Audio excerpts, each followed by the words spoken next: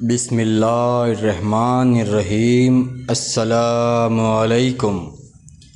آج کل کچھ موٹیویشنل ساحل عدیم صاحب جیسے اسلامی یوٹیوبر موٹیویشنل کے نام پر نوح علیہ السلام کے تعلق سے یہ باتیں کہتے ہیں کہ طوفان نوح اس لیے آیا تھا کیونکہ زمین ایلین کے اسپرم یعنی منی سے آلودہ ہو چکی تھی، اسے صاف کرنا مقصد تھا۔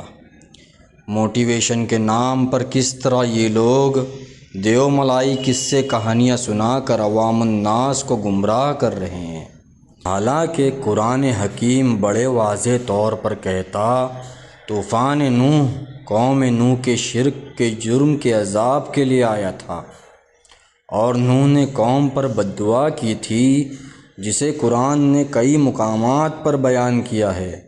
سورہ نوح میں نوح علیہ السلام کی بد دعا کا ذکر ہے۔ اے میرے رب، اب زمین پر بے ایمان کا ایک گھر بھی باقی نہیں رہنا چاہیے۔ اگر تو نے انہیں چھوڑ دیا تو وہ تیرے بندوں کو گمراہ کرتے رہیں گے۔ اب ان میں سے جو بھی پیدا ہوگا وہ نافرمان اور ناشکر گزار ہوگا۔ سورہ نوح آیت نمبر 10 سے 24 کے درمیان پڑھے اس قصے کو۔ اللہ کا فرمان سورہ ہود آیت نمبر 3 میں بھی اسی طرح ہے۔ اے نوح، ظالموں کے بارے میں اب ہم سے فریاد نہ کرنا، یقین رکھ کہ اب یہ غرق ہو کر رہیں گے۔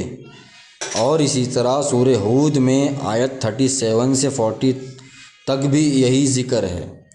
اور بھی قرآن پر کئی مقامات پر تفصیلی ذکر ہے کہ نوح علیہ السلام کی قوم پر طوفان کا عذاب ان کے ظلم یعنی شرک کی وجہ سے آیا تھا، نہ کہ ایلین کے اسپرم صاف کرنے کے لیے۔ یہ موٹیویشنل کے نام پر یہ لوگ قرآن اور صحیح حدیث کو چھوڑ کر یہاں وہاں کی دیوملائی قصے کہانیاں سنا کر لوگوں کی واہواہی بٹورتے ہیں اور لوگوں کو گمراہ کرتے ہیں۔ نوح علیہ السلام مورخین کے مطابق آدم علیہ السلام کی 9ویں نسل میں سے ہے۔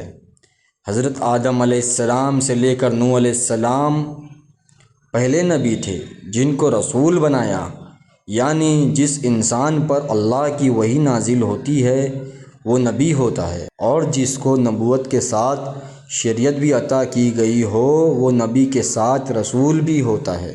صحیح مسلم باب شفاعت میں حضرت ابو ہریرہ رضی اللہ عنہ سے ایک طویل روایت ہے، اس میں یہ تصریح ہے، یا نوح انت اول الرسول الی الارض، اے نوح تو زمین پر سب سے پہلا رسول بنایا گیا۔ آپ نے تقریباً 900 سال تک اپنی قوم کو شرک سے توحید کی طرف بلایا، مگر آپ کی قوم کا جواب یہ تھا کہ آپ بھی ہماری طرح آدمی ہیں۔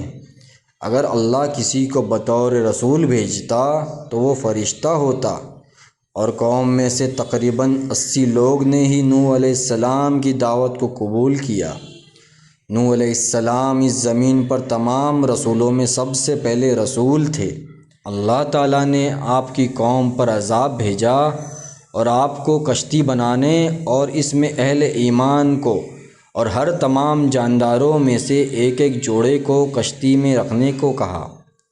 تب طوفان کی شکل میں عذاب آیا اور سب لوگ ڈوب کر ہلاک ہو گئے، سوائے ان کے جو نوح کی بنائی ہوئی کشتی میں سوار تھے، جیسا کہ قرآن حکیم میں ذکر ہے۔ نوح علیہ السلام کا ایک بیٹا بھی ہلاک ہونے والوں میں سے تھا۔ وہ نوح علیہ السلام کی دعوت پر ایمان نہیں لایا تھا۔ اس نے اپنے والد نوح سے کہا، میں پہاڑ کی چوٹی پر چڑھ جاؤں گا اور طوفان سے بچ جاؤں گا۔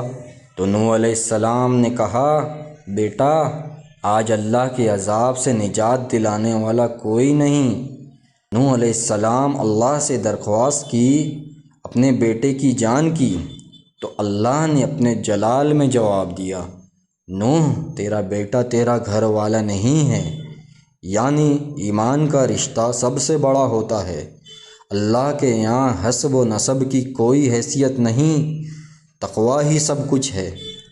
اور نوح علیہ السلام کا وہ بیٹا بھی ہلاک ہو گیا۔